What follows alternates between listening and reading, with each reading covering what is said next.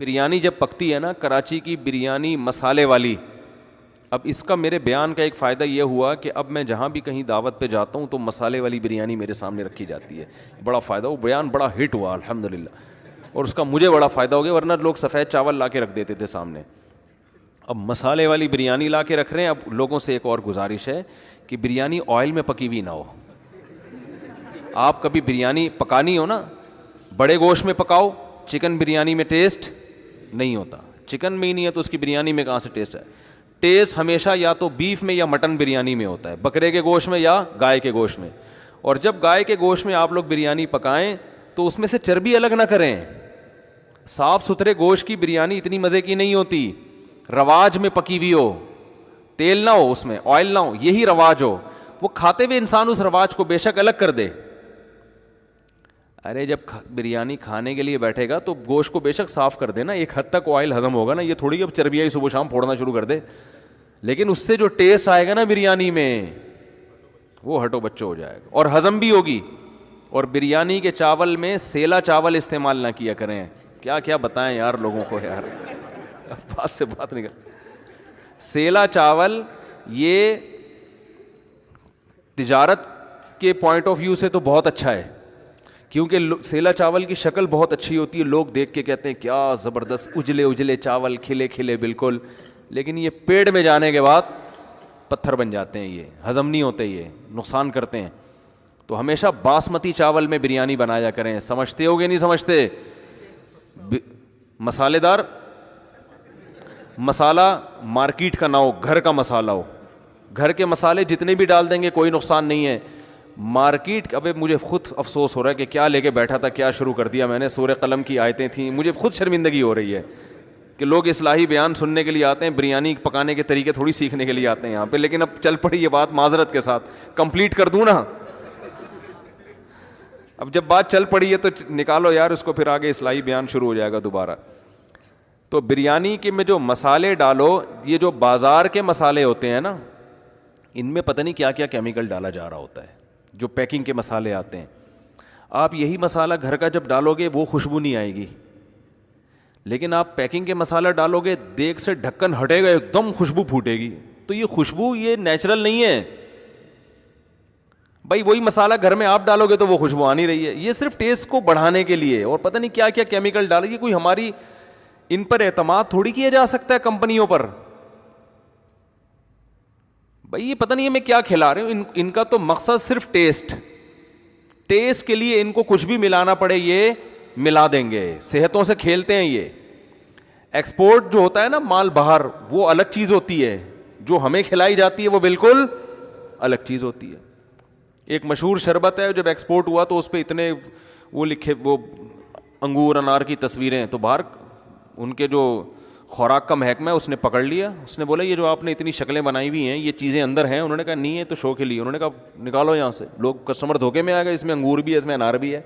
تو ان کے ہاں الگ معیار ہے، ہمارے ہاں یہی کمپنیاں باہر مال بھیجتی ہیں ایک دم ہٹو بچو ہوتا ہے. جب ہمیں کھلائیں گی تو بھائی وہ پھر کیا کیا مسائل لوگوں کے ساتھ کھڑے ہو رہے ہیں. کینسر ہو رہا ہے آنتوں کا لوگوں کو، پتہ نہیں کیا کھا رہے ہو آپ لوگ. تو اس لیے گھر کے مسالے. تو بریانی پکاؤ ہمیشہ. بولو نیٹ پر تو آج کل ہر چیز موجود ہے.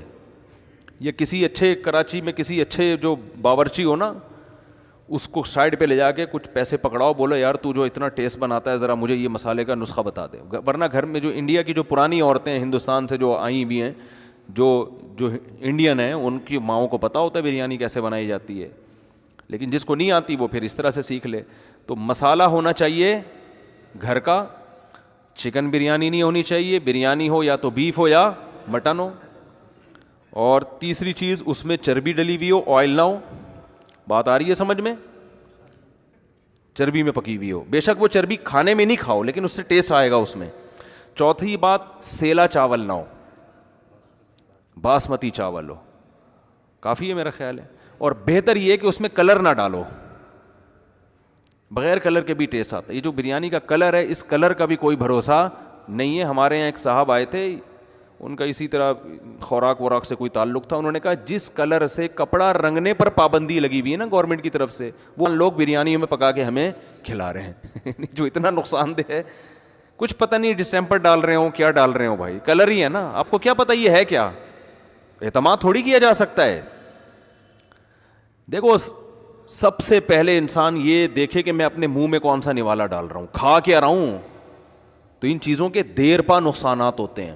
تو اگر کلر ہے بھی تو پھر وہ تصدیق شدہ ہونا چاہیے کہ اس میں بھائی کوئی, اور تصدیق کا بھی کیا اعتبار ہے, وہ تصدیق بھی تو وزارت صحت کی طرف سے ہوگا نا, خود وزارت صحت کی کون تصدیق کرے گا کہ یہ صحیح لوگ ہیں. تو کچھ پتہ نہیں ہے بھائی, اس لیے کلر کا دیکھ کے کیا کرنا ہے, ٹیسٹ ہونا چاہیے. تو ایسے جب بریانی بنا کے آپ گرم گرم جب ڈھکن ہٹے گا نا, اوئے ہوئے, کھانے کی ضرورت ہی نہیں ہے, ڈھکن ہٹتے ہی آپ کو ایسی خوشبو آئے گی کہ, اور جب کھائیں گے تو جسم میں طاقت آئے گی. بھائی یہ پتہ نہیں ہے میں کیا کھلا رہے ہوں, ان کا تو مقصد صرف ٹیسٹ کے لیے ان کو کچھ بھی ملانا پڑے یہ ملا دیں گے, صحتوں سے کھیلتے ہیں یہ. ایکسپورٹ جو ہوتا ہے نا مال باہر, وہ الگ چیز ہوتی ہے, جو ہمیں کھلائی جاتی ہے وہ بالکل الگ چیز ہوتی ہے. ایک مشہور شربت ہے جب ایکسپورٹ ہوا تو اس پہ اتنے وہ لکھے, وہ انگور انار کی تصویریں, تو باہر ان کے جو خوراک کا محکمہ ہے اس نے پکڑ لیا, اس نے بولا یہ جو آپ نے اتنی شکلیں بنائی ہوئی ہیں یہ چیزیں اندر ہیں, انہوں نے کہا نہیں ہے تو شو کے لیے, انہوں نے کہا نکالو یہاں سے, لوگ کسٹمر دھوکے میں آ گئے, اس میں انگور بھی ہے اس میں انار بھی ہے. تو ان کے ہاں الگ معیار ہے, ہمارے ہاں یہی کمپنیاں باہر مال بھیجتی ہیں ایک دم ہٹو بچو ہوتا ہے. جب ہمیں کھلائیں گی تو بھائی وہ پھر کیا کیا مسائل لوگوں کے ساتھ کھڑے ہو رہے ہیں, کینسر ہو رہا ہے آنتوں کا لوگوں کو, پتہ نہیں کیا کھا رہے ہو آپ لوگ. تو اس لیے گھر کے مسالے. تو بریانی پکاؤ ہمیشہ, بولو نیٹ پر تو آج کل ہر چیز موجود ہے.